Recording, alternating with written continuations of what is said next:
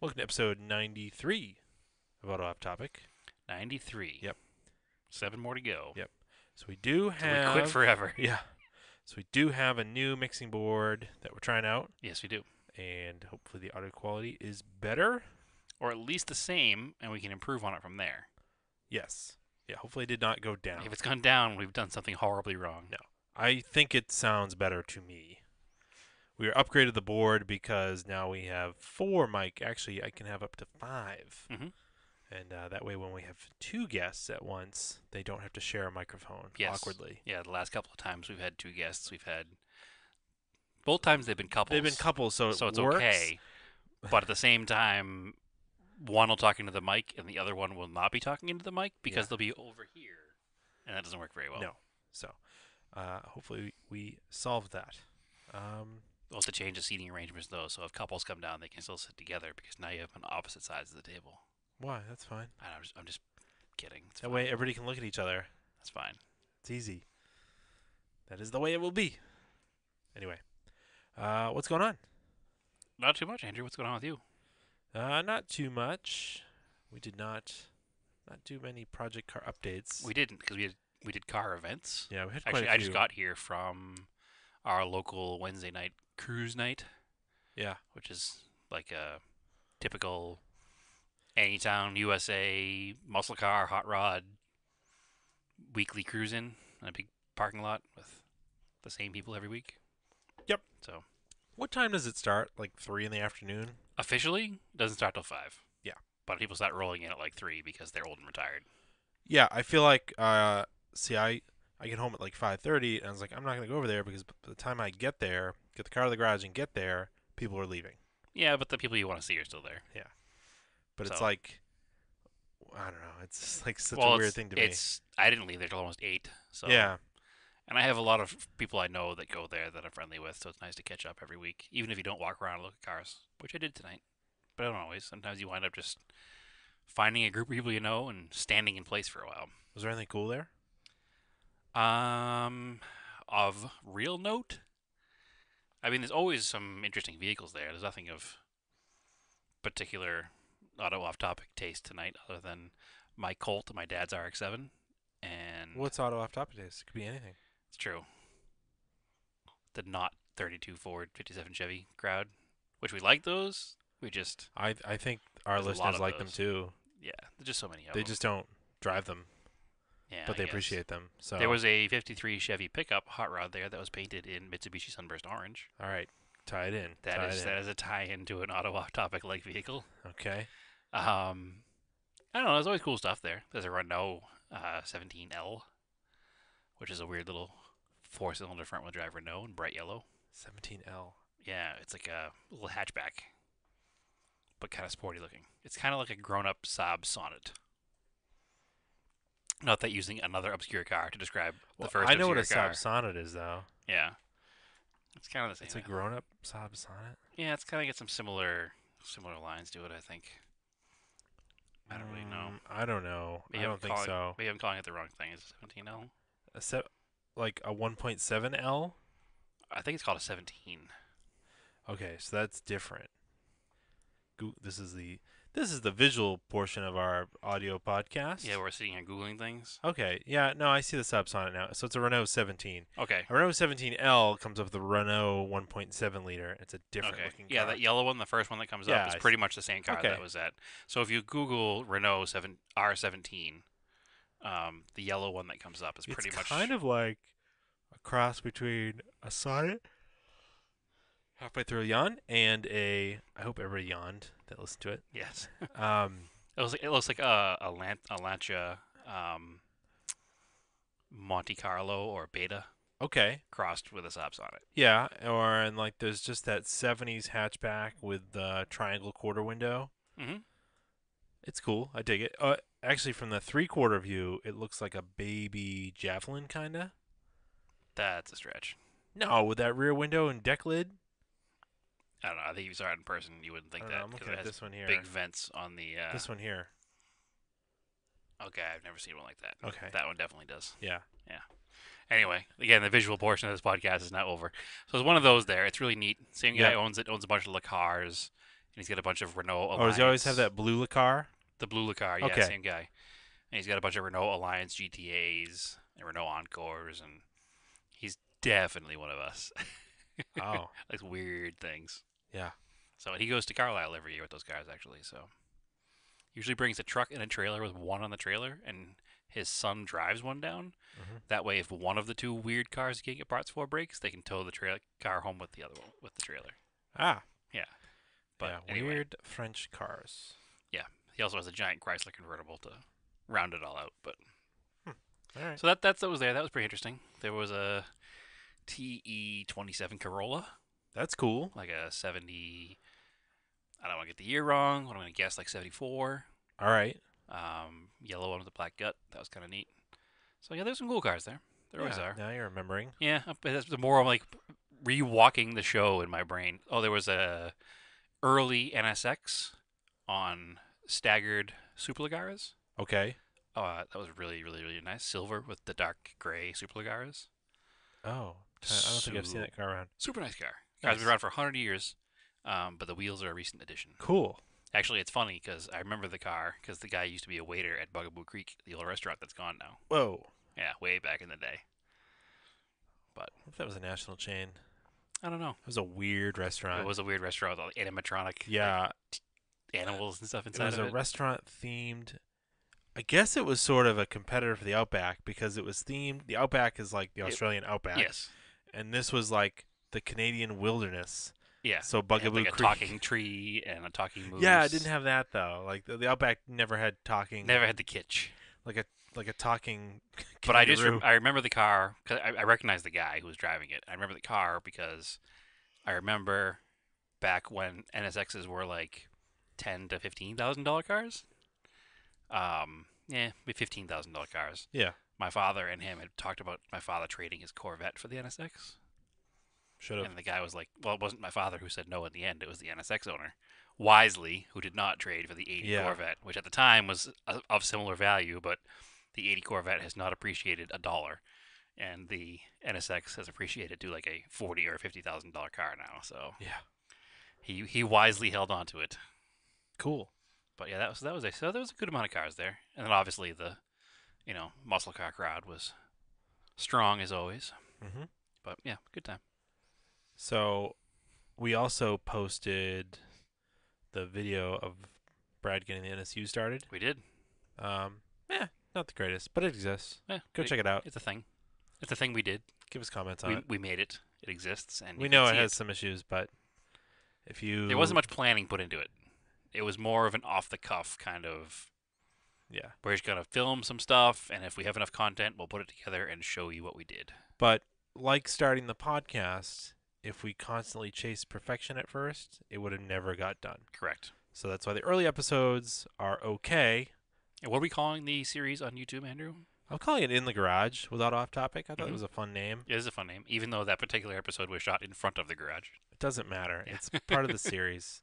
It works. It's working on cars with us. We will obviously they'll get better as we go along, and I'm sure we're making excuses for something that most people would say is just fine and okay at the moment. So, Mm-hmm. but yeah, we learned some things doing that. We have some things we'll probably do a little differently next time.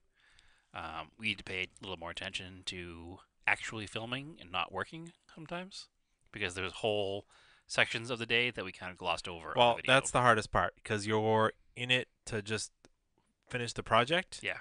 And then you get out of the mindset of like, I should be videotaping because you want to just finish the project. Because we're not in a studio space, we can't not finish the project. We're in front of my father's garage, so we couldn't like take the car apart and leave it sitting there. So we were on a time crunch as well as trying to We're not videotape the thing. in a garage. Right, we're not in a garage where we can take the car apart and leave it there. Yeah. That's always been, a problem when you're working on a car in that kind of scenario. You need to go start to finish in a allotted amount of time because you have to clean everything up out of the way because that's an active driveway. Yeah. So that's a bit of a frustration, but it'll all get better. So speaking of in the garage, I swung by Jordan's place on the way home from work on Monday. Yes, you did, as well as I did. And you did Yes. Later to drop off an engine stand for Well, the engine swap. Later only because I don't work 15 minutes down the street from him. Yeah. I had to go home and get the engine stand, He which is a lives- 45-minute drive from my Yeah. work, and then to his house from my home, which is another 45-minute to an hour Well, drive from work. if it's any consolation, he lives closer to my work than I do, so I don't think it's a consolation. I don't understand how that would be a I consolation. don't know why Yeah. I said that. I Not a just consolation. I- I had to drive a lot. You had to Andrew drive not says so much. words. Makes videos that exist and says words. Yes. Follow Auto Off Topic everywhere. Yes. Good night. The best. 7 more episodes to go. Anyway, You're almost done, people. I think we talked about it briefly, and we'll have to have them on to talk about it. The STI that we've been working on for like 2 years for a rallycross car. Mhm. The plastic tanked radiator exploded. It exploded. Mm-hmm. Well, the pitch mount on the engine, the dog bone, as you would call it on a Subaru engine, wore out, and the engine was rocking back and forth with throttle movement, as one will do with that, because you're hammering the throttle on it during rallycross. Especially during rallycross. It's and- full off throttle, full on throttle. No in between. So the engine has smashed itself into the coolant hose, the upper radiator hose, which is like under normal conditions is like extremely close to a spinning power steering pump pulley, Mhm. and so it wore through, split the hose, and then the force of it just took the top of the radiator with it. Made a big mess. And they managed to band-aid it up and get it home, at least. Always impressive. Yeah. So it was time to swap that radiator for a nice aluminum one. Yeah, it was a pretty piece they put in it. I don't know what brand it was, but it was nice looking. It was aluminum brand Yes. radiator. But it worked. The fitment could have been a little better, but it was an off-brand. But it fit. Yeah. So it fit well enough, and it didn't leak. Yes, we asked him if it was an eBay brand. He said, no, I bought it from the manufacturer. And I said, that usually sells them on eBay? Yeah. He said, possibly. So that was pretty quick. Oh, and I helped them pull an axle off they've got an engine swap to go in Spaghetti, but Yeah, they have not a before the rally. It was a 2.0 Is it- ABA, yeah, I think. with Out the of a better Mach- fuel injection. Out of a Mach 3 Jetta. Yeah. Yeah. So that will eventually be going in the Spaghetti Rally car, just not right away. It's way more reliable. Well, we assume it's going to be way more reliable. Right now, it's an At engine out of a least- junk car on a tire in his garage. At least the fuel injection part is far more reliable. Yes. So there's that. It's a more modern setup. It's got like normal style Bosch injectors, right? Versus the rotary pump. Yeah, it's multi-port fuel injection Yeah. as opposed to CIS, Yes. which is the biggest pile of garbage. It's like electronically controlled mechanical fuel injection. Correct. It's so Is it better or bizarre. worse than a carburetor, sir? I would take a carburetor over CIS. All right. Point carburetors. I have owned both. Market. so- Actually, I never had a problem with the CIS in my old Audi. It just worked. That guy like spent like a lot of time on that though. I remember him telling us when we were buying the car. Mm-hmm. Like, Yeah, he rebuilt the whole thing. yeah. So But- that's probably why. Regardless, it just worked. I never had a problem with it. So even the parts car that I bought at one point that had been sitting for like 10 years, the CIS just worked when I drove it home. Remember picking that parts car up and driving it home? I do. Do you remember possibly slapping the plates from my other car on it to drive it home because they were both red 87 Audi 4000s? I don't know. We got it in Canada somewhere. Yeah, something like that. We drove it. It from- was snowing, I remember. Yes. No, it was not. Yeah, it was. The day we brought home my car, the original one, it was snowing. The parts car, it was not snowing. It was in the snow. Yes, it was. Negative. 100% in the snow. Anyway, Yes, it was 100% Wait. in the snow. yes, because we had to clean snow off of the car. Yes. I do remember that. Never Yes. mind. I'm a liar. Yeah. Yeah. But I figured worst case scenario, if we got pulled over, nobody would ever check the VIN. They'd just be like, oh, it's an 87 Audi with the plates for an 87 Audi. That's also red. Yeah. So Well, it worked out. I did. Also, I didn't actually do that. So No, didn't it actually was happen. in Canada. Far away. It was more than 7 years ago. It was. No, it wasn't. No, it wasn't. Yes, it was. It was. No, it wasn't. It was. No, it wasn't. No, Andrew. You know how I know it wasn't? Andrew. It was. The statute of limitations is over. Okay. Fair enough. Okay, good. Anyway, events. What do Events did we do? There were a lot of events this weekend. Yeah, what do we do Saturday? Oh, Saturday we went to Cars and Coffee at the Lars Anderson Museum in Brookline, Mass. Yes. Lars Anderson Museum of Transportation, which locals will know we've talked about before. Listeners will know we've talked about before. Locals have probably been there. They have I'd say it's one of the premier Cars and Coffee events in the area. I would say so. Between theirs and the Herb Chambers ones, where all the high-end cars go, But even the Herb Chambers one, is a dealership. parking lot. Yeah, The parking lot, yeah. it's really nice here because it's grass lawn. Believe there is one that we have yet to go to in Rhode Island that is near a bunch of the fancy mansions down in Newport. Okay. So that is also on grass. Essentially the same thing as Lars Anderson, Okay. which is within all the fancy mansions of Brookline. Mm-hmm. And this beautiful park that's in the middle. It's really weird because you're literally like 5 to 10 minutes from downtown Boston. Is that the Colt State Park event? No, there's one near Mansions. I'll look it up afterwards. know. Show it to you. There was, yeah, you're literally like 5 to 10 minutes outside of downtown Boston, and then it feels like you're in like the woods. Mm-hmm. But the woods with lots of rich people. Lots of huge mansions. Yeah, it's a very, very high-end part of town. So the Lars Anderson is actually the old carriage house. Mm-hmm. It looks like this tiny little castle. It's the old carriage house for the mansion that was it. It's the foundation is still at the top of the hill. Correct, but it burned down many years ago. Yeah, like 100 years ago. If Like not no more, exaggeration. yeah. But they were one of the first families to be into automobiles, Mhm. so that's why they had them. And that's And where they kept them. Their carriage house, which looks like a castle, which is ultra fancy, was Yeah. essentially a garage. Yeah. That's what a carriage house is, a big garage with stables. And if you go, it's 2 levels. If you go in the basement, there's some of the family's earliest cars, Yeah, which is pretty cool. Their original collection Like from the early s- 1900s. Yeah, like super, super old stuff. Yeah, like brass era Yeah. and before brass era, if there is such a thing. But lately, the last couple of years, they've been doing a really, really good job of breathing new life into this museum. Yeah, since Sheldon came on. Yeah, it was as kind the of stale curator. for a while, and it's so nice to see them. It kind of started the first time I really noticed it was like 2 years ago. They had the big Porsche exhibit. Yep. That was super cool. And then Yeah, they're trying to become more of a world-class destination museum. they've had a BMW exhibit, and then they've had I forget what was in between. Oh, they had supercars. Mm-hmm. Supercars was last year. Yeah. And They had then a Jag XJ220 when they first Yeah. walked in, and some other I notables. think the next, yeah, so the most recent one is hot rods that were built in New England. Yeah, they have New England hot ties rods, to yeah. New England. And not like this one out of period car, but most of it is stuff from the 50s, 60s era of builds.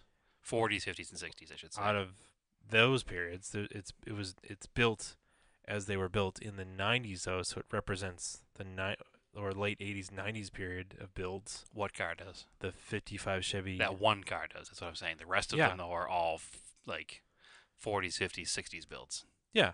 And that one car represents the 90s period, which I don't think it belongs in there. I think it does because it does represent a specific time period. That was the new. The Boyd Coddington era. Yeah, and the resto mod type thing. Billet aluminum and chrome everywhere. Yeah, it's a 55 Chevy. 55 Nomad with a full like 86 Corvette driveline. Yeah, like a 3rd gen Corvette driveline. So. 4th gen. C4. So I mean, it works. Like I remember those were the types of builds Yeah, I was those are the reading cars about when that I you was see. a kid. Those are the cars that you see still to this day at like a Wednesday night cruise night down behind the mall in Danvers, because they're the cars that were big dollar cars to build back in the day, but they've fallen out of taste and fallen out of, value, I guess. I drive one though. I would not. Why not? I'd have to change it.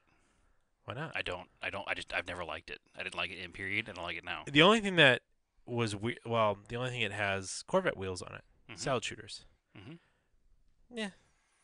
If you put like That was the least offensive part of the car. really, if you put Yeah. like torque thrusts on it, it'd look really cool. Well, it's very monochromatic, matching interior. Under the hood is all chrome. Billet aluminum steering wheel. Yeah, I like billet it. dash pan. No, That's that look. That's the look I want. that's fine. You might like it. You might want it. I didn't like that look when it was current, and I don't like it now. Whatever. So I'm not nostalgic for the '80s hot rod. I'm not nostalgic for one with like heartbeat stripes and like the pro street movement. That was like one step away from that.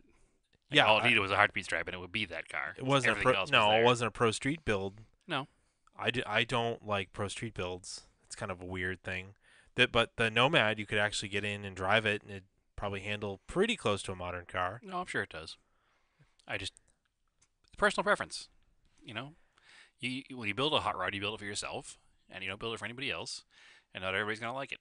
And I just don't. I don't like that era of car. I don't like the whole chrome it, build aluminum, everything era. Just I don't like it. Yeah, I mean, it'd be interesting to see if it would be if the Radwood organizers would let it in. Probably not because of the '55 Chevy. But it's built to 80s 90s standards. I don't know. I think that's too far off the path. But So, speaking of, before I forget, so those of our friends that listen to on the West Coast, if you don't already know about this, you probably already do. But Radwood NorCal is this weekend. Yep. In San Francisco, so it's like radwood.co. But Yeah. you should definitely go, even if you can't go with a car or you don't have a car to go. If you're like, and this is, I'd be surprised if this type of person listens. If you're like an 80s or 90s cosplayer, I don't know if that's a thing. Like, just show up in costume, like your favorite 80s. so that is a thing, Yeah. and it's us Okay. because we went to Radwood and dressed up in '80s cosplay. So And didn't bring a car. yes. But if you are willing to do that and you don't really care that much about cars, but you're into 80s and 90s and you Did want you just other, ask our listeners if they don't care about cars? I'm just saying. Yeah, we don't have anybody like that. I'm just saying. Yeah. If you know someone like that that doesn't really care that much about cars, just tell them to. But they're really into 80s and 90s stuff. Yep. Tell them to wear their favorite stuff, Oh, 100%. and everybody will think you're cool as shit there. So And then they also just announced this week, Yeah. officially official, Yeah. that there is an East Coast Radwood coming this year in August. it's near It's a, East Coast. it's near a coast. Comparatively to ones on the West Coast, it is East Coast. It's at Road Atlanta. It's at Road Atlanta, yes. Grid Life, Yes, which is the 24th. 4th of It's August, okay. which is interesting because I've always wanted to go to a Grid Life too. So I think we're gonna try to go. I'm gonna try like hell to go. we'll see. Yeah, it's a strong possibility, but yes, see how the we're summer both goes. gonna try real hard to go. So anyway, back to Lars Anderson. So we were explaining the museum. They do the whole Cars and Coffee on the lawn, and it's cool because it's free, and they open up the museum. Unlike their lawn events, where they charge you $10 for $10 for a spectator, $20 for a car. Yeah, so it's totally free. However, it's not a big deal to spend the money because it supports the museum, Yes, and it's a pretty rad museum to have around here. but it was super cool because it was going to be a really beautiful day, which it ended up being. So we purposely left early, Mhm. and it started at like 8, and I think we rolled in at like 7:30, Yeah, 7:35. and we were like within the first 10 cars, which Yep. was pretty cool. which was awesome because we got to get a parking spot under a tree. Because I guess they like had to close it at like 9. Yes. Last time I went, I was told there was no more parking spots and just a drive-through. So thankfully, as I was driving through, somebody left, so I snuck in their parking spot. But I didn't want that to happen again, which is why we made sure we left at 7:30 in the morning. Or Yep. We left at 6:30 in the morning to be there for 7:30. Yeah, so I brought my Galant, And I followed in the 78 Colt, the blue one. and I saw some people taking pictures of the Galant. So Yeah. I don't know. No, people like it. The Colt always brings an interesting. What was cool that was aspect. there? Oh, this dude that had to be in his mid-20s, and his wife or girlfriend rolled up. I think mid-20s is being generous. I think the kid might have been like 19. No. He was young. No, he's mid-20s. Maybe that's just me being old, thinking Yeah. everybody who's under 30 looks like they're 12. But No, he's mid-20s. Rolled up in a Model T. And it was awesome because it was in the middle of the show and the lawn was already packed, and he just drove the thing in there like he'd been driving it for his entire life because he probably has been. And just Because they're not easy to drive at all. Exactly, and he just maneuvered it around the parking lot and like stopped it and put it in reverse and backed it up, and So it had to be local. Yep. Because you can't get on 128. so he with parked one. it, he shut it off, they jumped out of it and walked away like it was a normal car. Yeah. And it was awesome because you don't see somebody who's that age driving something like that around. Yeah. Like it didn't come in a trailer. He drove it off the street, and he was very young, and it was very cool to see. What was that giant Buick that was next to you? It was an Oldsmobile. Yeah, same difference. No, yeah, same difference for sure. That was a Oldsmobile 98. was a 71. The paisley interior. It was green with a green vinyl top and a green paisley interior, and Oh, it was cool. amazing. Yeah, it's pretty awesome. And then the we're drinking Dale's Shanties here, so a little bubbly. Yeah. But the the kit car Shelby, that thing was It was an awesome. ERA kit, so it was Ultra accurate. I think they might consider that a continuation car. Really? Almost. Yeah, like it gets a CSX VIN. Really? And it's registered as a 66.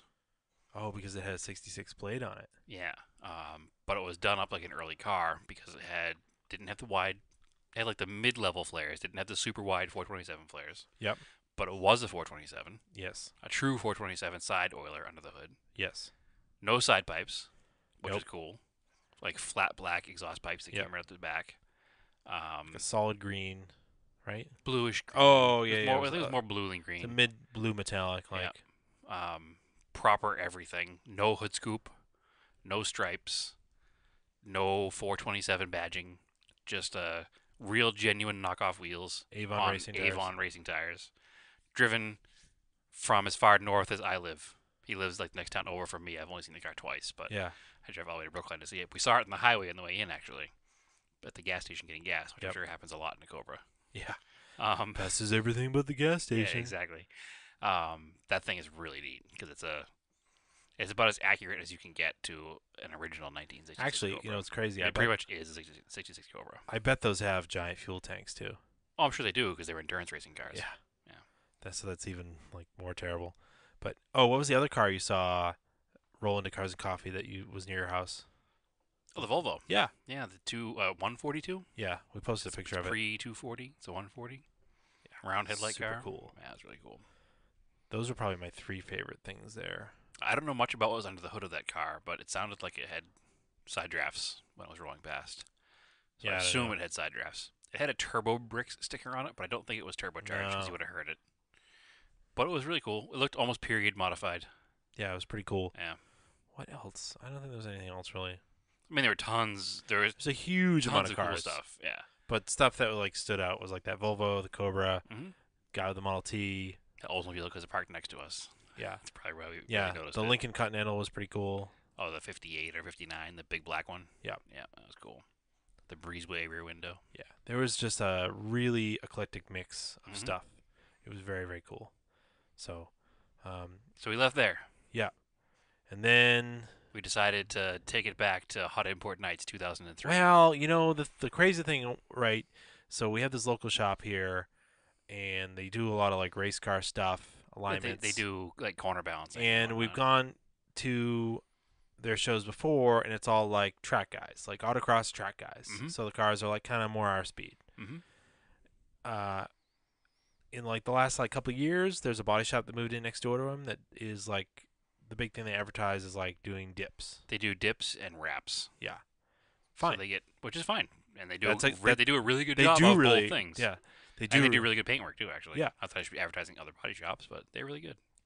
But anyway, we're like, all right, well, let's go check out this show because it's literally 2 minutes from my house. Yeah, we could have walked there. Yeah. From your house. So I mean, I guess we could have walked there from anywhere, but it's true. Would have taken a long time. reasonably we could have walked from your house. So I had brought my wife was with me. I dropped her off she wanted Thankfully, to do because some she stuff. would not have had a good time there. And I went down my driveway and I could hear this music coming from the backyard. Like I was Andrew like, walked in his backyard. Eurobeat intensified. yeah, and I was like, this is weird. I wonder where that's coming from. Whatever. And I drive down the street. And it's getting louder And and louder. It's like Jaws with the shark. Doing going down the road. yeah, so it's coming from this show. It's, Yes. And at this point, I think my house is probably a half mile away. Yeah, you can hear it. I could Just hear it fine. perfectly clear, like for like 2 hours after I left, and I was watching Le Mans. Like, You didn't give me a heads up either when I was on the way down there. You just took a picture of something that was ridiculous, and you're like, "Real classy show." yeah, I was like, so it was this truck with like an array of stereo speakers. So picture, if you will, an F-250. Yeah. With an 80s style flip tilt bed. Yeah. That bed opens up. So the bed flips up flat like a wall. Yeah. And then is split down the middle in half, and like on piano hinges opens up. Mm-hmm. So it is literally like an 8 foot by 8 foot wall of speakers. A wall of sound. Yes, it was quite loud. However, it was clear. I will give it I will that. give it that. It was incredibly loud Thankfully, 'cause that's all I could hear. and incredibly clear. So somebody did a good job with it. It was just too loud. It was just not our taste. because I drew. I was surprised they let it fly for as long as they did. It was Because on one side of the building, and the other side of the parking lot was a flat wall of one building. And if Mhm. you were between those two things, it was like, oh my god. yeah, my ears are bleeding. I don't know what's going on. But I'm surprised they let it last as long as they did because A, you could hear it in the residential part of town, and B, there's a restaurant right out front. Oh, they don't. I guess they don't do much of a lunch crowd. But they That- definitely didn't do anything of a lunch crowd that day. That restaurant ain't a lunch crowd restaurant. No. Well, it's a people who eat lunch at dinner at lunchtime crowd usually. No, it's the cool hip seniors that go out. Right at 5. No, they party hard. It's a what you would call a blue hair club at nighttime. Oh yeah. Yeah. So anyway, I mean, there was a couple cool things, but it was mostly dropped Subarus Subarus, BMWs, on Acuras. white letter tires. Yep. Not really white letter tires. White letter stickers on their tires. Yep. With huge offset, and a kid with a vape. Not even a vape, a hookah.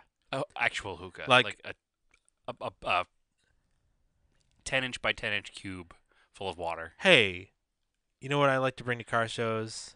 My incredibly awkward to move hookah. Well, yes. And then I put it down next to a car and I smoke it. yeah, while sitting on an upside down 5-gallon bucket. And then I pick it up and I move it. Yeah. And I smoke it somewhere else. What? Like, there's, like, in that case, like, just get a vape. Right. Don't get a vape because you're a tool anyway. But if you're going to have a vape, don't bring a giant hookah with you everywhere you go. When there's a portable thing yes. that does exactly the same thing. Yes. But then you don't get to look so cool having a giant red rubber hose hanging out of your mouth. Hey, all day, I'm going to bring this fish tank. full of gross, dirty water with like tobacco junk in it. Yeah. Ugh. Yeah, it was pretty gross. Yeah. And then he was like sharing it with like the world, Yeah, it's real weird. which is clearly not a good idea. It's not either. our scene. It's real weird. Definitely not our scene. There were a few cars there. There was that wasn't our scene, but the imported right-hand drive Cedric. That was kind of cool. Yeah, It that was the one I sent full-on- you the picture with the Crown yeah. Royal. It was and the full on glasses the other day. VIP style with Yeah. like curtains and the rope thing hanging from the mirror, and So it was real classy. I was right. it was real classy. Junction produce parts. Yeah. It was neat because it was a Cedric. I've never seen I think it's a Y33 Cedric they call it. I've never seen one in person. So that it's was like kinda- 245, isn't it? Not sure. Could be. It's a different looking car though. It's got very different headlights and taillights. Different. I don't know. It's a cool car nonetheless. Wasn't built to my style, but it's a cool car. And then I forgot to show you the picture afterwards because after you left, an Acura came in. I meant to take a picture under the hood and tell you that the show kept getting classier because it had a airbrushed topless picture of, the Joker's girlfriend. Harley Quinn? Harley Quinn, yes, but from the Suicide Squad movie, so it was recently done. Airbrushed like you would have gotten it airbrushed at the State Fair in 1989 on the bottom of the hood, but she had a shirt on that was only half covering her chest with her nipples I hanging really out. like Margot Robbie. Can you airbrush her to the bottom of my hood? Yes. It Okay. was interesting. And then it had ha ha ha ha ha airbrushed all around it, and the Joker airbrushed on the engine cover. Okay. I have a picture to show you. I'll have to show you later. Unfortunately, we can't post it on our Instagram because it does contain nudity, and it will get us banned from Instagram. Well, I don't know about that, but It will get us temporarily blocked, yeah, maybe. probably not. Either way, we're not going to post it because we're a family podcast, Sure. as in we have families. There was some interesting stuff that showed up after you left. However, the gentleman who runs Fast Track, which is the shop in the front that we were talking about originally, was actively working while we were there. Yeah, he's corner balancing. He was a corner balancing- Dodge Omni, Dodge Omni GLHS, Shelby Omni GLHS. cozy K1s and slicks. Yes, which apparently is an And a original cage. owner car. that the guy bought so brand new and has been a race car since the day it was new. Cool. So yeah, that's a kind of a cool car. That's why it looks so clean. Yep. Yeah, the car's never been really a street car. It's been driven on the street. It's plated, Hmm. but he doesn't often drive it in the street, and he certainly doesn't drive it in the weather on the street. There was a very 90s built Mustang Fox body. Oh yeah, quite nice. But I don't know. There's cool stuff like the that Datsun. That was like gunmetal. Yep, the Datsun 510 with the SR20 and the big turbo. Oh, there's that one. Then the Fairlady or 240Z. Oh Whatever yeah, you the call it. 240Z. They're both gunmetal. That's why you confused me there. Yeah, and That was then cool. It had like TE37 reps. Yeah. Fender mirrors, the whole nine. Your buddy's E86. That was all original. Yeah, one's all original paint A86 twin cam car. Yeah. After you left, a fully restored AE86 came in. You've probably seen it at Japanese white Car one? Day. No, it's a red one The red one. with the Okay. 4A, not 4AGE. Beams. Yeah, the beams Beam with swap. individual throttle bodies and. That Yeah, I know the car's- car. That car and the Panda car hang out, I think. Yeah. Yeah, that guy's super dope. But he came because my friend Juan with the silver A86 was having a small little stumble, and this guy's like the 4AGE like guru, and he had it fixed within like 4 minutes of being at the show. Cool. Yeah, it was pretty neat. Yeah. So that stuff, whatever. I went home. I watched Le Mans for a while. Le Mans for a while. Le Mans. Le Mans. I watched Le Mans. I got a Pontiac Le Mans. I watched it for a little while, and then naturally I fell asleep. It wasn't a very exciting race this year. It wasn't, but there's. It's probably because I've been to quite a few endurance races, and I take naps at them. So you're just used to it. It's like the sound of race cars going around. I should really just record that, and then I'll just fall asleep to it at Yeah. night instead of having like a fan or something. It's just good white noise. Except when you're at the actual racetrack, it's really loud white noise. No, when you do it with headphones in, it's actually quite relaxing. I've slept. We took like an hour nap during Petit Le Mans. Took like So you missed the 12th of the action. Yeah, I took an hour nap during Sebring. It's- I slept for a while when it was raining during At 24 Daytona. hour. Oh yeah. Yeah. So yeah, I still haven't been to an endurance race. I have a history of it. I mean, I would probably fall asleep there too because I have a history of falling The asleep thing everywhere. it's like super hot. It's like summertime. Literally, you're just watching them, and it's kind of like mesmerizing in the sound. You're just like, I'm just gonna take a nap for a little while. It's quite Anyway, relaxing. congratulations to Toyota for being the first Japanese Yes. team to win since 1991. Yes, that was pretty cool.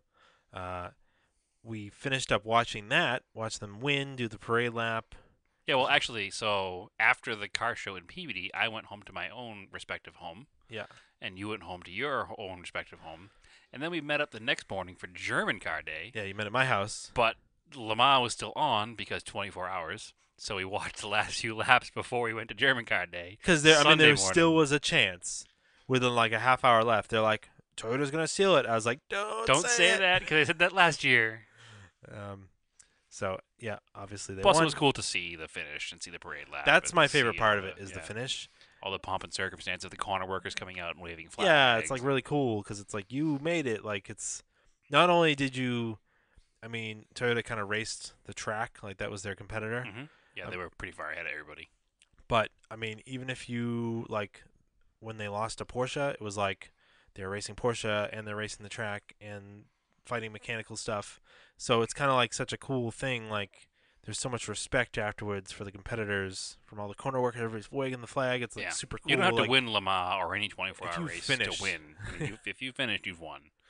That's a victory in itself. Yeah. I mean, obviously, it's not the ultimate victory, but Yeah. it's a If victory. you can win, then yeah. But if you can at least finish it, that's pretty impressive. 100%. So anyway, we went to German Car Day at Lars Anderson. Back to Lars again. Anderson the next morning It's on not that Father's far. Day. Yeah. Yeah, it's only 40 minutes. So my dad came with us. We took the German Montero. They're Yes. big in Germany. They are big in Germany. They're big in Europe in general. Parked on the street. Well, yeah, because it was German Car Day. It's Yeah. not really a German car. Oh, it should have been. Not even a little bit. Access Just Car of Day. a German car. But I really just wanted to see. Rob Siegel. Yeah, I haven't seen him. I used to work with him. I hadn't seen him in a while. So he brought his Volkswagen Rialta camper van. If Mhm. you follow Rob Siegel on Facebook, it's pretty fun. He's always working on broken down old BMWs or something. Mhm. Um, and he's a really good author, so you should buy his books. He collects cars that are worth money that break all the time, unlike you and I that collect worthless cars that are still broken all the And time. he's got like more than 10 now. It's pretty crazy. 2002s, Yeah. an E9. He's got a Bavaria. But he wrote a book called Just Needs a Recharge about vintage air conditioning and air Mhm. conditioning in general. Right. And I got him together with my dad because my dad is an air conditioning expert, and my dad helped him proofread it for the technical part. So he was kind enough to give my dad a signed copy. Pretty awesome. And he actually had never met in person until And Sunday. they've only talked over the internet. Yeah, so that was pretty cool to get them to meet up. So, and then we just kind of checked out all the German cars, and we met up with a bunch of people we know too. Yeah, we did. Well, it's funny because Dan Downey, who we talked about at last week's podcast and former guest, was there with his dad and his friend and his dad. And then a little later on in the day, so Dan Downey's restoring for Tim O'Neill's old Galant VR4 rally car. And a little later on in the day, we met another gentleman at Lars Anderson German Car Day, also named Dan, Yes. conveniently enough, who has Ronneman Lagerman's old Galant VR4 rally car, which is one of the actual Vermont sports car built, one of two Vermont sports car built Galant VR4s from Mitsubishi backed Galant VR4s. Yes. So there were two original Galant VR4 rally car owners at the same event, and they never met each other.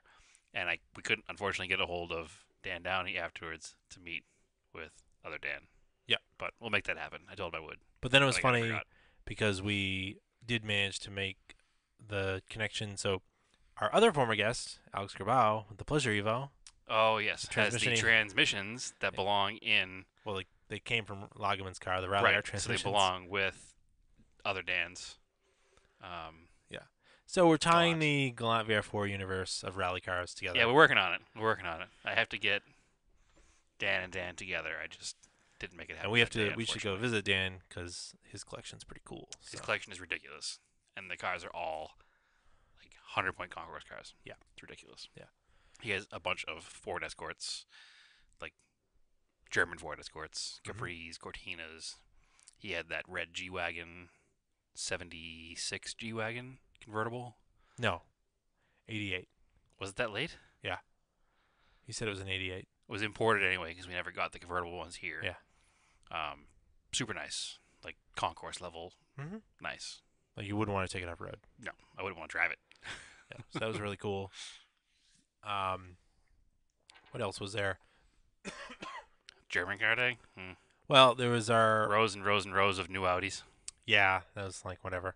Yeah. There's our friend's old Mark Mark II II GTI, GTI that he had. which is That was stupidly mint. pristine. Yeah, it's even more pristine now. The current owner restored the original wheels that were on it because when our friend owned it, he had Yankees on it. Yeah. But yeah, it's pretty nice. Actually had never gotten to see it in person. I couldn't believe how nice that car Oh, was. really? Yeah, it's For really you nice. told me it had like 77,000 miles on it. Yeah. It looks like it's brand new, it does. and it's unrestored. like showroom. Yeah. Like showroom new. The story with that car, it's an 87 16 valve. It was bought brand Square new. headlights. Yep, aero lights they call them. It was bought brand new in like Seattle, Mm-hmm. and the original owner owned it up until they passed away in 2006 or 7. And then the niece inherited it, and she daily drove it for a year. Yeah. And then realized that it was too old, and sold it on to our friend who had it for a long time, and then sold it on to the guy who has it now. Yeah, so that's pretty cool. But it's cool to see an all original, unmodified Mark II GTI. Mhm. You don't see that anymore. There was one of Buffum's old Audi rally Yeah, cars the there. 95 season, 94, 95 season. Yeah, so the like Audi 90. Audi Coupe Quattro, Yeah, they would have called it. the bubble. It was like Yeah, the bubble not the looking 80s flared car, but No. the next body style. The You're 90s. right, the Audi 90 is the body it was based on. yeah, the bubbly one. Yeah, but I think the name of it was officially just Coupe Quattro. Coupe I'm Quattro. gonna call it the Audi bubbly. I don't like that. But Audi bubbly rally car. the early '90s Audi Coupe Quattro, the one that came factory with speed lines. Okay. That one didn't have them because of the rally car wheels on it. But Yeah. those cars are pretty rare too, actually. Yeah. And then, it was really funny because next to Rob's camper, there was a 300 SL Gullwing. Yeah, just the next car over. Yeah. Which I've been to the Colorado Grand, the road rally. Yeah. I had the sticker on the fender still for that year's Colorado Grand. I'm sure it was a Paul Russell car if it's from around here. No idea, probably. But whatever. I think that was about it for like the super cool stuff. Yeah, it was a Everything lot else- of cool stuff. Everything else is kind of Tons of 2002s, Bavarias, yeah. other E30 M3s and 911s, E30 M3s. So pedestrian. Yeah. There There was an almost cool Fintail rally car, like Mercedes Fintail rally Yeah. car. It just needed some. It wasn't right. There was no like micro cars that were German, but that's because they have their own micro They had car their own day. microcar day. Yep. So, and there was not really any air cooled either because they have their own air cooled air day. cooled day. So. We did see like 3 or 4 air cooleds go by, but they got turned down admission because the place was full. Yeah. Yeah. Whatever. You had to get there. They said that they were gonna run out of room. So. Car culture in the Boston area is alive and well. You just need to know where to find it. But I think in general, like I said, the like European cars because they sold so well here in New England. Mm-hmm. Well, it all started like Max Hoffman in New York and Yeah. the whole Northeast. Yeah. So it's basically the same version of theirs. Well, there was a lot of European cars in California, but there's way more Japanese cars in California. Correct. Because it's just where they started. Yep. So Because California's way closer to Japan than Boston is. that's right. What's this weekend's plans, car-wise? What can we suggest our locals to go to? I don't know. I can think of 3 things I'm already having a hard time deciding what to do. Because What are Sunday, there's Cars and Coffee in Salem, New Hampshire, Sunday. Okay. And then, so that's what you should start your day with, 'cause that starts at 8 o'clock in the morning. Okay. After that, you have a choice. You can go to Lars Anderson for British Car Day, which is always a good event. Okay.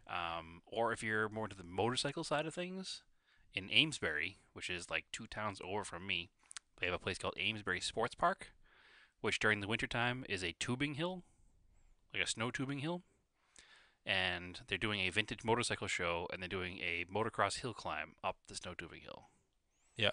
So that could be fun as well on Sunday. So I think I'm going to go to that because that's a different event than I'm used to.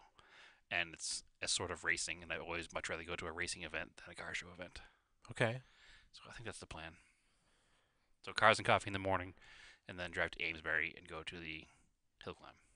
All right. I do not know if it's a vintage hill climb or a modern bike hill climb, but I know it's a vintage bike show. And I have to assume it's a vintage bike hill climb because it doesn't seem like that much of a hill for a modern dirt bike to accomplish. It's like a normal hill. Yeah, just like a dirt hill. It is pretty steep though. I did run up at one time for one of those like Spartan race things, which was I kind of didn't know you weird. ever did one of those. Years ago. I don't respect you anymore. Whatever. No, I do. I couldn't do that. It's fine. Um, Either way, that should be a fun event. yeah. Well, we could do one more thing here. We get time. We'll do it off the cuff because you don't have the notes. So, I don't. Craigslist car scams. Oh, had one today. Yeah. What are some and why do they happen? Because I don't understand what the goal is here. I mean, maybe obviously, yeah, the goal is probably to defraud someone, but Mhm. it's kind of weird. So you sent me. We have a group chat going with friends. You sent an ad for an $800 Ram 50 Yes. V6 Four-wheel manual drive. four-wheel drive. Yep. It's a Very it's a power Ram 50. specific ad with no real spelling errors or grammar errors. It seemed almost legit, but not legit. And the picture looked like it could be around here. Right. So that checked out. It passed a lot of checks. Yep. Yeah, they're getting better than they used to be. I don't understand so we had another friend texted the seller and it went deeper. They gave more pictures. He texted the seller. Yeah. The seller said, "Hey, if you email me, I'll send you back some pictures and whatnot." I actually have the whole email chain. That, I believe, is part of the scam from what Part I of can the, tell. yeah, fishing for the email address for whatever reason. So what they're looking for And apparently, this is what it took a while to find this scam, but the general consensus on the internet is that they are looking for your email, your name, and your phone number so they can simply sell your information. But it's such a weird thing that you would pick that vehicle. Mm-hmm. Don't you think you'd like? It's clearly a current. The car is probably legitimately for sale somewhere in the country right now. Yeah. Because the car has no plates on it, and it's obviously a current picture because the vehicles in the background are I like mean, 2017. if we got really crazy, you could reverse search the image, like catfish. Well, I haven't done that yet, but he did give his name, and I've been trying to figure out who he is. Okay. Because obviously his name. So our friend Chris texted this gentleman and said, "Hey, is the vehicle still available? It was advertised on Cape Cod." He said, "I work on the Cape. I'd love to take a look at it if it is." And he got back to him and he said, "Yes, it is. Okay. Send me your email. I have pictures I can email you." This all sounds legit. There's no red flags. Not yet. No. So here's the email verbatim. I'll just read it. Okay. This is from the seller back to Chris Okay. in an email. First, a few words about this 87 Ram. It's in perfect working condition, garage kept with nothing mechanically wrong, like new. The Ram has only 80,400 miles, used just to drive. No accident history, clear title, no dents, stings, scratches. This is where the first red flag comes up. That's fishy. Nope. First red flag. Engine size. 2.6 liter inline 4. Transmission manual. In the original ad, it was a V6 manual. Yeah. So first thing. If you decide to buy it, you'll receive all the papers, owner's manual, keys, and buy and sell contract already signed by me and a clear title. I lost my brother 3 months ago in a car accident. This Dodge Ram was his and brings back a lot of memories. Yes. This is a scam. Now it's becoming more and more scammy No, as we go along. this is a common scam. Okay. People will say that the vehicle belonged to a family member who passed away, and it gives them bad memories, and they want to get rid of it. That's why they're selling it so cheap. Okay. Yep, this is very common. I looked up Craigslist scams, and people were reporting these exact scenarios. So he says the price I'm asking for the truck is $800. Yep. No other payments. I must sell it within 10 days because I'm leaving the country. Yes, these are all On military dirty. Oh my God, he hit Dirty all duty. of them. With my medical team for 9 months. Oh, Please let me know if you're interested. I can show you the truck. That is literally every. Thank you in advance. Sergeant E5 James S. Clausen, U.S. Air Force 99th Medical Group. Yes, you have So- hit all of the points. But I looked up the U.S. Air Force 99th Medical Group. Yeah. And they exist. It doesn't. Yeah, you can Google all that stuff. Yeah. You Googled it. Yeah, I They did. Googled it. But literally, you hit on all of the exact same things that every post I found about fake. So at this point, Craigslist Chris ads. goes, "This thing's probably a scam, huh?" And I was like, "Yeah." He goes, "On the off chance that it's not, should I go any further?" I was like, "Just ask him if you can come look at the truck tonight." Yeah. And then leave it at that. So he did. Okay. He said to him, "Thank you for your response. I'm still interested. Your ad says V6, but your type says inline 4. Which is it? I don't care either way. I'm still interested in seeing the truck. Where is it located? What time is best for you? I live right off the Cape and can be there tonight." Which I told him, like, just be like unspecific about it. You know what I mean? So then comes the next email. I would like to clarify some things at first. At the moment, I'm at Hanscom Air Force Base. We are in training, getting ready for leaving the country. The truck is here with me, and you get free shipping. What? Yeah. Now it's obviously a scam, because someone agreed to buy the truck, but in the end could not get the loan, because most people aren't trying to get a loan for an $800 truck. Yeah. Therefore, the shipping was already paid. You'll get free delivery to your place within 2 or 3 days of signing papers. I am a member of eBay, and if you're not aware of this program, you should know that it will allow you to test drive and Oh my inspect God. the truck before committing Oh to my buy God. it. Yeah. You literally. This is every single piece of the scam that people have mentioned online. So after that, it asks him for his full name, shipping address, and phone number. So you can ask them to send you details on this deal. Thanks, and God bless. So here we have auto off topic consumer advice. Yeah. These are all the red flags that you've got a scammer So on your obviously, hands. we stopped at this point, and Yeah. Chris is like, "Yeah, clearly this is a scam. This truck doesn't even exist." Yeah. So, but it is such a weird Hard truck. hitting investigation. It got us so upset though because the truck is so clean and it's the truck we'd want and it's a silver 4x4.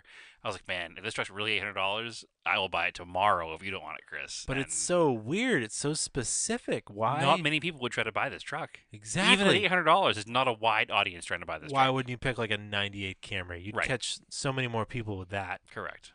I don't Correct. So I don't understand. understand what the whole thing is all about. Um, What do they get out of it?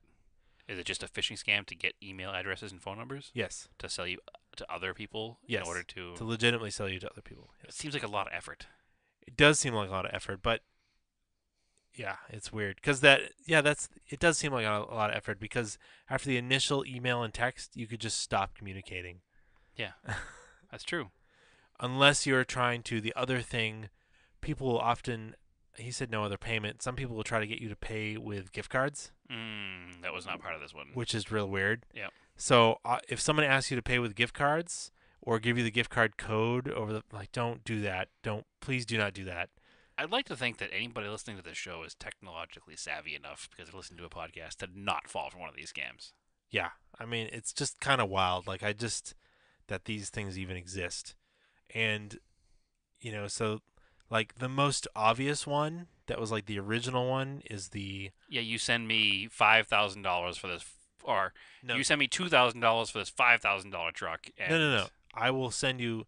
So like my Montero, I was asking $2,500. They would send. I'll send you $5,000 when the check clears. Cut me back the difference. What? Yeah, exactly. No. Yeah, I'll overpay you for your vehicle. Yeah, that no. Don't ever do that either. No. But then what was wild too is a lot of people were posting up. It was like, is this a scam? The person wants to pay me in full with a cashier's check and then send someone to pick up the vehicle. And I was like, whoa, that's like not that far off from what we've done. Mm-hmm. And then like, because one person was like, well, the check cleared. Is this still a scam? And it's like, well, no, probably not. Yeah, once you have the cash, you should be good. Yeah. So, like, I guess the big thing it comes down to when buying a Craigslist car, especially long distance, because we've both done it. My '78 Colt was bought. I mailed him a check. Okay, like a cashier's check. Yeah. So you started. It was probably email. Yep. Then maybe you texted him or something. I called him on the phone. Then you end up calling him on the phone. Yep. At some point, you need to call them on the phone, 100%. and then that's when you kind of figure out if it's real or not. For the most part, it's kind of like it's like trying not to get catfished or something if you're like online dating or something, buying Craigslist cars, I guess. And then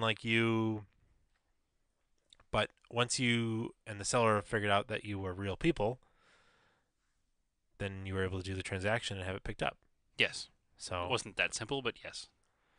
I didn't sleep for like 2 days, but yes, that is all true. but it's kind of like an exciting gamble.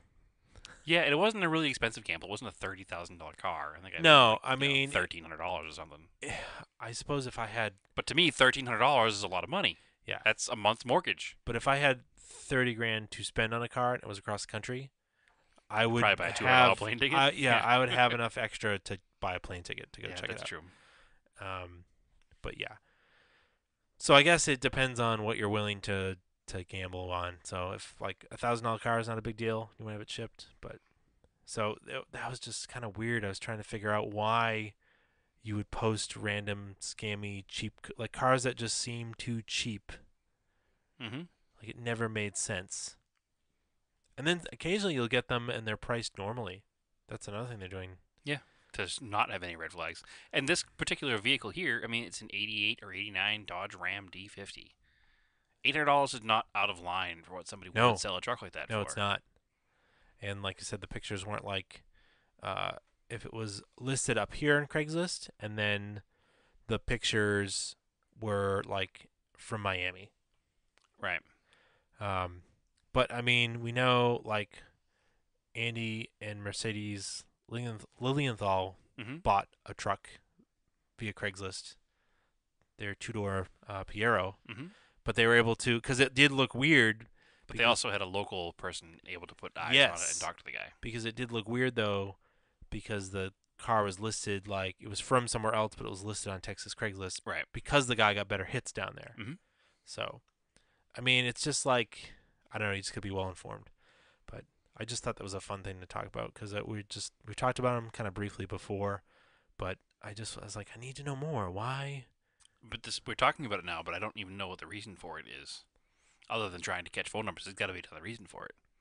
I mean, there has to be a way where they can scam you out of your money, If you were to send him a check, a payment for the vehicle. Yeah. Via PayPal, or that eBay one is like a scam thing. They're misrepresenting themselves as eBay, and then they'll ask you to send a PayPal or something. So Yeah. This one here, the article says, "Watch out for sob stories." yes, You know, yes, the sob buying stories and selling one. is a business transaction. If the seller shares information about their private life, could be a sign, not always, that they're trying to scam you. Yeah, but no. So that is the. I think we'll call that a podcast tonight. Yeah, I'm gonna look a little more into this and find out what the reasons are and what people get out of scamming, because now I'm real curious. No, I think I think there's got to be more to it than there's got to be a reason. you're selling the information, or potentially you're getting gift cards or some other form of payment. Yeah. A lot of the responses were like, "Oh, my teenage son or teenage daughter got taken for like $1,500 because they didn't tell me first, and they were paying this person in gift Yeah. cards." Like, it's just you're preying on someone that doesn't know enough. When you're 17 or 18, you might not understand that. People suck. Yeah, and paying with gift cards is not a normal way to pay for something. Yes, this is not currency. No. Because the back of the gift card says, "Treat this card like cash." Yeah. So. Yeah, and then they have you give you the code. They want you to give them the codes over the phone or something. Yeah, it's all Yeah, it doesn't work interesting that way. stuff. So, anyway, But yeah, I've bought and sold cars sight unseen by sending checks, so Yeah. it can work. It's nerve wracking. regardless, go check out our YouTube page. You can watch us Fumble through the NSU. put some skid plates on the Montero, get the NSU to run. Hopefully, some more stuff will go on there. Well, we're doing breaks in the other Montero tomorrow. Oh yeah, follow us on Facebook, Auto Off Topic Podcast, on Instagram, Auto Off Topic. My Instagram at Raced Anger, and my stuff on Gearbox Magazine. Brad, where can they find you? My Instagram is TSISS350. Cool. As always, keep your cars analog and aim for the roses.